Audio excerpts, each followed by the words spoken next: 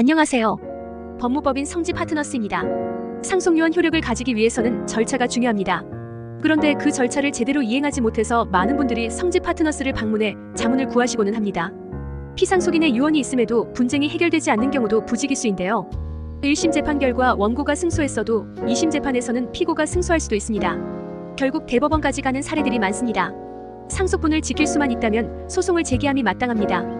따라서 이번 글에서는 상속요원 효력 유무에 대한 법적 자문이 필요한 사안에 대해서 말씀드리겠습니다.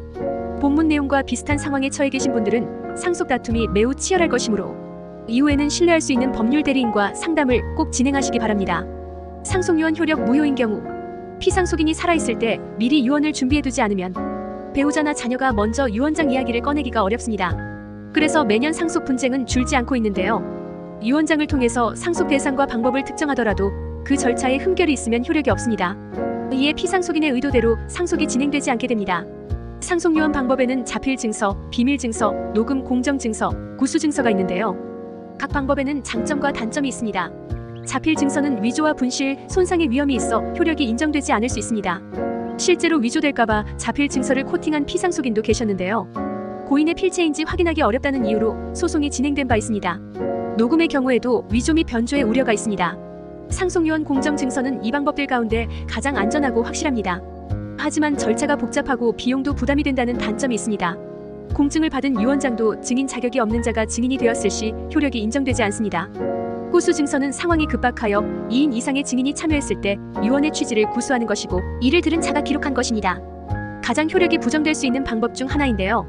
구수증서에 따른 상속유언이 인정되려면 급박한 사유가 종료한 날로부터 7일 이내에 가정법원에 검인을 신청해야만 효력이 유지가 됩니다. 그렇지 않으면 무효가 됩니다. 각 방법에 따라 이행해야 할 절차, 준비물 등이 상이하므로 피상속인 생전에 상속요원 방법에 대한 자문을 받는 것이 좋습니다. 유언 효력 없을 때 민법이 유언의 효력을 엄격하게 규정해둔 이유는 유언자의 진위를 명확히 하고 그로 인한 법적 분쟁과 혼란을 예방하기 위함입니다. 이에 상속요원 내용에 흠결이 있어 무효가 됐어도 유언자의 진위를 모두 부정하지는 않는데요. 이에 유언장에 효력이 없을 때 각 상속인은 유언자의 진위를 참고하며 상속 분할에 임하려고 노력해야 합니다.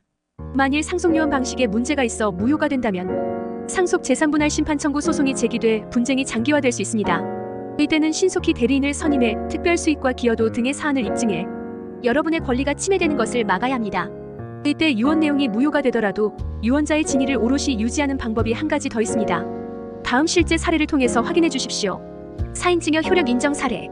피상속인은 사망하기 전에 직접 부양한 손자 H씨에게 전 재산을 상속한다는 유언장을 작성했습니다. 그러나 사망 후 피상속인의 직계비속이 유언장 내용의 일부가 컴퓨터로 작성됐다는 점을 문제 삼았습니다. 이에 해당 유언장은 무효가 됐습니다.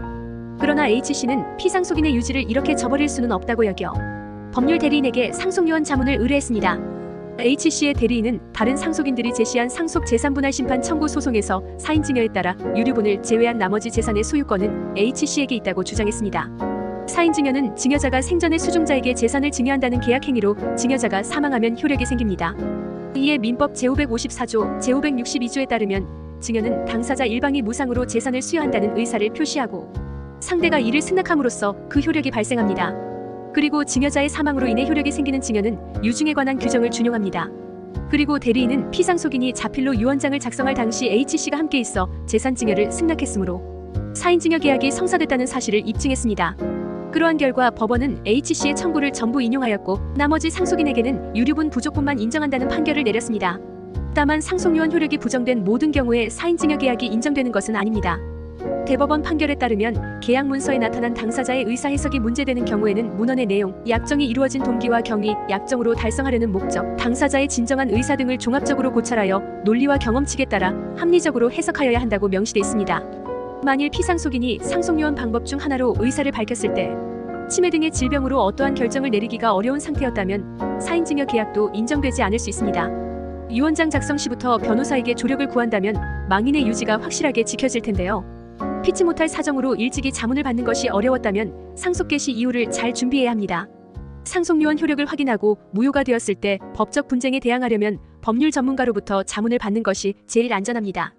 이상 법무법인 성지 파트너스였습니다. 감사합니다.